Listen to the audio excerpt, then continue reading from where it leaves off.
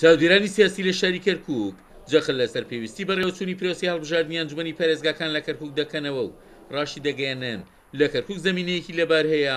بۆ ئەنجامدانی ئەو پرۆسەیە. دەنگۆیەکەیە کە هەڵبژاردننی ئەنجومەنی پارێزگاکان لە عێراق دوا بخرێت لەگەڵ پەرلەمانی عێراق ئەنجام دێت لە ساڵی ئایندا لە 2010 ئەنی ئەگەر هەوڵەکان سەر بکرێتەوە سەرکرداتی سیاسی کورد بە قورسایی خۆی بێتە مەیدانەکە ئەگەر هەیە بتوانین لایەنەکان قەناعەت پێ بکەن بۆ ئەوەی لەگەڵ پارێزگای ترە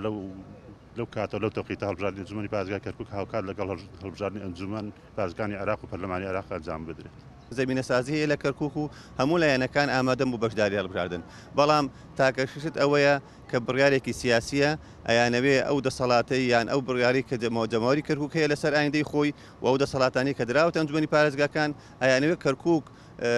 فەرامۆشکەن لەوە و چونکە چاک ئەزانن جەماوەری کەرکووک و دانیشتوانی کەرکووک بە هەموو تێکڕای نەکانەوە ئەگە هاتوو با بڵین چەند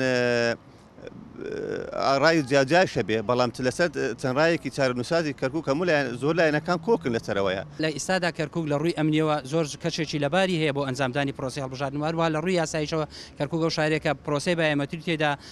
کراوە بەردەوامیشە تێدا تەنها ئەوەی کەماوەتەوە بڵێن لە ڕووی لە ڕێکارە سیاسیەکەەوە کە با بڵێن عەرقەڵەی سیاسی ئاستەنگی سیاسی بۆ دروستەکرێت بۆی پرۆسی هەڵبژاردن لە شاری کەرکووکە ئەنجام نەدرێەوە کەرکووک لەم مافە دەستوری و یاسایی و دیموکراسی خۆی بێبەش بکرێت ئەمەش شایانی قبولکردنی لەلایەن خەڵکی کەرکووکەوە لێرەدا ئەرچی پەرلەمانتار و نوێنەرانی کەرکووکە لە ئەنجومەنی نوێنەرانی عێراق کە کار بکەن بۆ ئەوەی کە خەڵکی کەرکووک بەم مافە دەستوری و یاسایی و دیموکراسی خۆشحال بێت. زمینە لە هەموو ڕوویەکە لە پارێزگای کەرکووک لەبارە سەنگەرەکان ئەگەر ببینی لە ئێستادا چوار دەوری کەرکووک لەلایەن هێزەکانی پێشمەرگەوە پارێزراوە و لە ناوشار ئەمنیەت تا ڕادێکی باش سەقامگیرە لە ڕووی سیاسیەوە ناکۆکیەکی ئەو تۆ نەماوە و لە ڕووی کۆمەڵایەتی و تا ئێستا لە کەرکووک پێکەوە ژیان لەو پەڕی بەهێزیدایە و کێشەیەکی ئەو تۆ نییە بەڵام هەم حکوومەتی بەغداوە هەم پێکاتەکانی تورکمان و عەرەب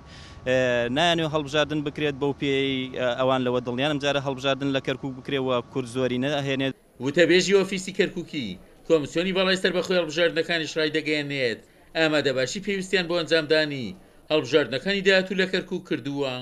ئێمە وەکو لایەنێکی جێبەجێکار ئێمە ئامادەین کە کاتێ بڕارێکمان بۆ دەچوو لە سەروی خۆمانەوە لە کارگیری هەڵبژاردننی بەغداوە کە بڕارمان بۆ بێ ئێمە ئامادە ئەبین. نوێکردنەوەی تۆماری دەنگدەران ئێمە کە پرۆسی بایۆمەتریمان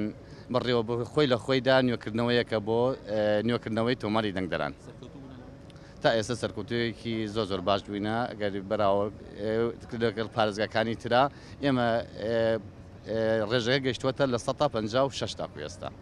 بە بۆچوونی شارەزانی بواری هەڵبژاردن ڕێگەسارە بۆ چارەسەرکردنی کێشەکانی بەردەم هەڵبژاردننی کەرکووک ئەنجامدانی تەوافقێکی سیاسیە لە نێوان نوێنەری پێکاتەکان لە پەرلەمانی عێراق. لە کەرکووک ئامادەباشیێکی تەواو هەیە بۆ بەڕێوەچوونی هەڵبژاردنەکان ئەگەر بێت و ڕێگرێ سیاسی و یاساییەکان لە بەردەم بەڕێوەچوونی پرۆسەکە لە بەغدا لا ببرێن. عومەر غەریب، کورسان نیوز، کەرکووک.